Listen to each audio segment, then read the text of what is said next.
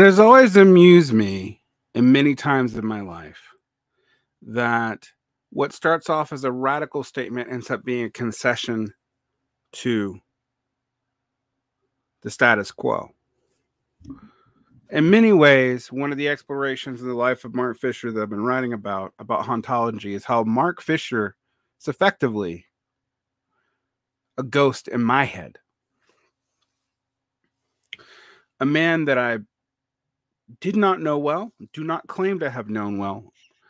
We had interactions and we exchanged chats. He was often on Doug Lane's show when I was also working for Doug. I worked at his imprint after he left it. I had no original idea of the context of his leaving. In fact, I was not even a part of the initial crew hired to work for Zero when Doug Lane took over. I came in pretty soon after as the tensions between Doug and I abated. When we look at the two books that Fisher's really, to me, known for, I mean, I like his Weird and the Eerie book, but the Capitalist Realism and Ghost of My Life, which was about lost futures. The slow cancellation of the future is a phrase popularized by Fisher and that I see you guys throw around all the time. It comes from the Italian Marxist Bifo, Franco Bifo, Marxist and philosopher. So that's Franco Berardi, who was an activist in the autonomous tradition.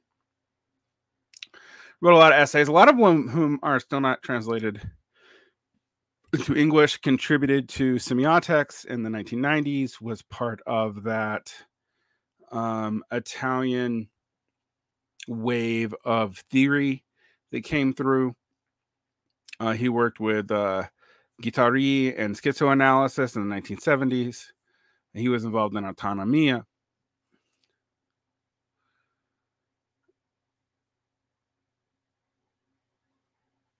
And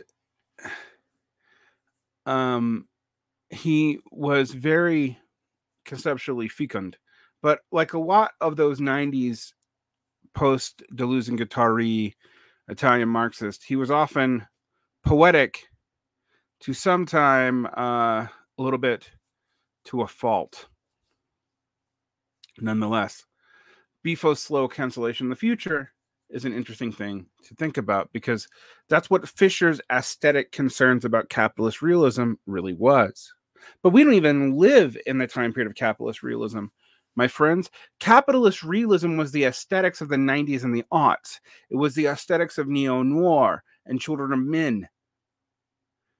It was a critique of capital that still saw it as so instantiated that the only way out was apocalyptic. So the ghosts of the past come back as nostalgia, as longing, as repetition, as trying to do the same thing as something from another time. To use the Bakhtinian reference that I've been using a lot lately, it is trying to act as if you were in one chronotope and not another. One time space and not another time space. It is to act as if you could exist in a prior material context that you don't exist in now. But the thing about the slow cancellation of the future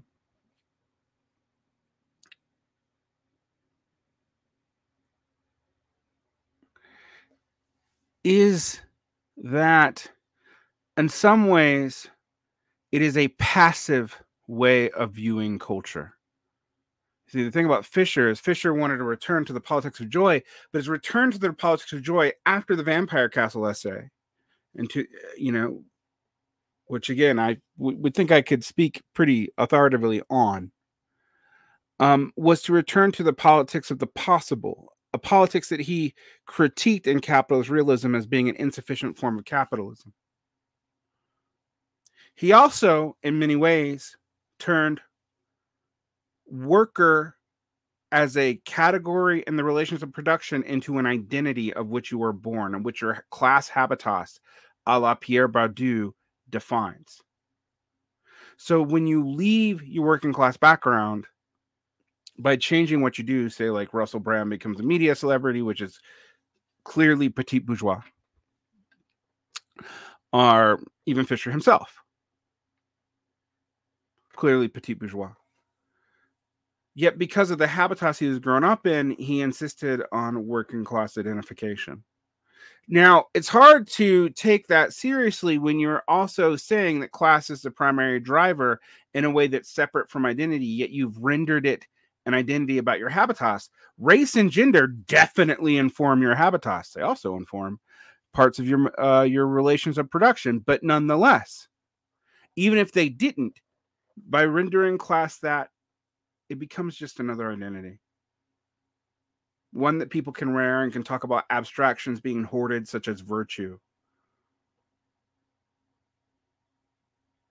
This movement, however, is a pacifying movement. You see, if the future's canceled, it's because you let it be. Because you did not produce your own future. You passively sat by as a spectator. Now, I'm not saying that you, individual you, can do this by yourself. No one does anything by themselves. But that does not excuse you or get you out of the fact that you are playing a role in the future's cancellation that you are mourning. You are a voice that is being canceled, but you are also a canceller. As long as you sit back and go, oh, no one's serious, everyone's LARPing, I don't know how we'll ever retreat or get out of it.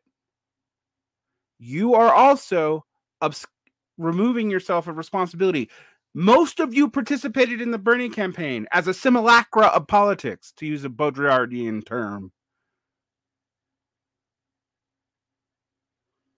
Why do I say it was a simulacra of politics? Because it had not done the work to build up not just a mass base, but even other forms of mediation other than media advocacy. So it comes back as a ghost and it haunts you and you feel like the future has been canceled. The future wasn't canceled. You never built it. Neither did I. You don't see me whining about that, though. The problem with the slow cancellation of the future is that it renders you a passive consumer of history. That is implied in the metaphor. So, of course, things come up as a ghost. Hauntology is an interesting concept. It comes from the 1993 book Specters of Marx by Derrida. Now, one of the things about Fisher that people kind of miss is Fisher, like Jacque, was a good popularizer of the Marxist end of the post-Marxist period from the 70s to the 90s. What Fisher's really doing in a lot of his K-punk essays is taking those kind of 90s and aughts seemingly radical post-structuralist critiques that are very much part of the liberal center's politics today, and really building it up. Now, just so you know, hauntology doesn't even really come totally from Derrida. It, at least according to one article I found, dehontological was used in Agamemnon, which was Algamate and Agamemnon together. And Christine Brooks Rose, who is a British writer and experimental novelist from the 1980s. And like always, Derrida seems to complicate and go through this. Now, the term was implied to music and to TV and to cultural memory by Mark Fisher. But it's important to remember that Derrida in Specters of Marx was talking about the hauntology of Marxism in the 1990s. That the Communist Manifesto is a specter haunting Europe, and its failure comes back as a ghost. All right. I'll just read the quote from Derrida, and this is one of the times he's more lucid in Specters of Marx. For it must be cried out at a time when some have the audacity to neo-evangelize in the name of the ideal of liberal democracy that has finally realized itself as the ideal of human history. Never have violence, inequality, exclusion, famine, and thus economic oppression affected as many human beings in the history of the earth and humanity. Instead of singing the advent of the ideal of liberal democracy in the capitalist market and the euphoria of the end of history, instead of celebrating the end of ideologies and the end of the great emancipatory discourses, let us never forget, neglect the obvious macroscopic fact, made up of innumerable singular sites of suffering. No degree of progress allows one to ignore that never before in absolute figures have so many men, women, and children been subjugated, starved, and exterminated on earth. Now, no, Derrida is aware that this is an absolute figures, not a relative one. So the relative one, things have been worse in the past. But Derrida sees this hauntology not in terms of culture, but in terms of the realization that somehow the great liberal project of Fukuyama, you know, and Fukuyama thought the atomized individualism, you know, he bemoans it. He sees it as a kind of empty life, but he does think it won and provides people with their basic needs. Derrida saying, well, in an absolute sense, it does not. In 1993, he came up with 10 plagues. His 10 plagues are the following: underemployment, deportation of immigrants, economic proxy wars, contradictions of the free market, including conflicts between protectionism and free trade, labor arbitrage, flow of gray market goods like illegal drugs, etc., foreign debt, the arms trade, the spread of nuclear weapons, interethnic conflict, phantom states within organized crime, or what we might call, you know, lumping gray or shadow governments, and international law and its institutions, which are full of hypocrisy and unilateral aggression of economically dominant states. That is actually a deeper concern than what Fisher was seeing. That the Fisher wasn't interested in that. He definitely was.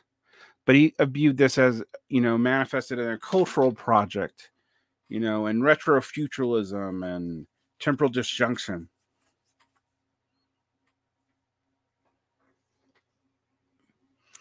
But